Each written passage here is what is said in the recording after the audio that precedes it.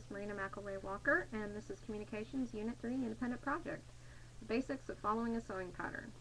Many years back, I decided to try my hand at sewing. Well, I thought I knew what I was doing. I drew my fabric into my lap, scissors in hand, cutting away at the material.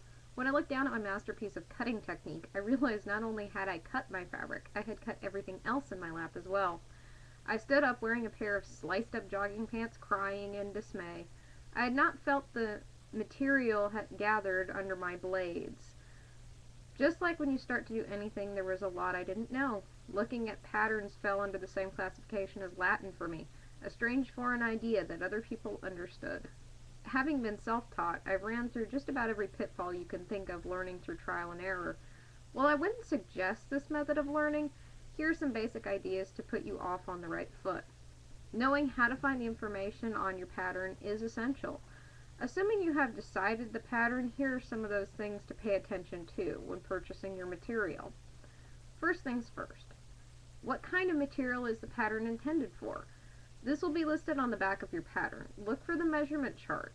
What are the measurements for the size you'll need? Whether you need small or extra large, the amount of material will change. Follow the chart to see how much of the material is needed for your size. If you're not clear on what type of material it is you need, look on the ends of the bolts and they will have fabric type, care instructions, and fabric width. Also look for instructions on zippers, interfacing, and other sewing notions. It's best purchased you thread with the material so you can match up the right color.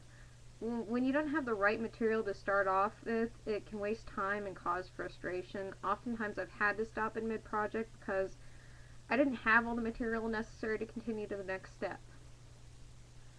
You're now ready to take out your pattern. As you pull out your instructions, you'll see a basic terminology page as well as pattern layout. Depending on how wide your fabrics are, the layouts will vary. If you're unsure of the width of your material, measure it.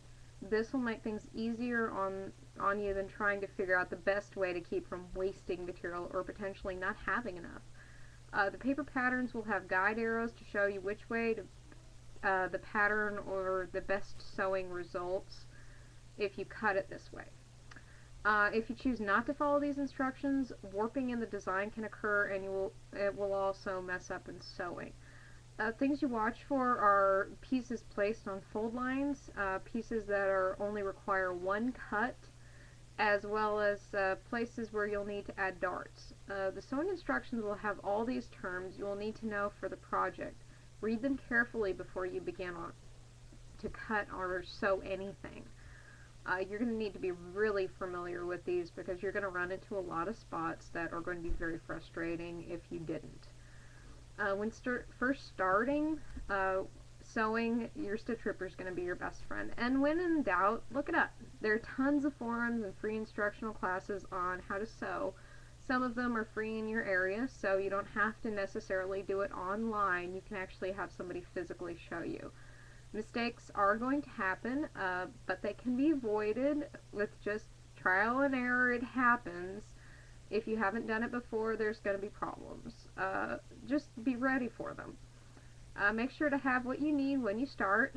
Follow the instructions carefully and know the vocabulary of your pattern before you start. This will help out a lot.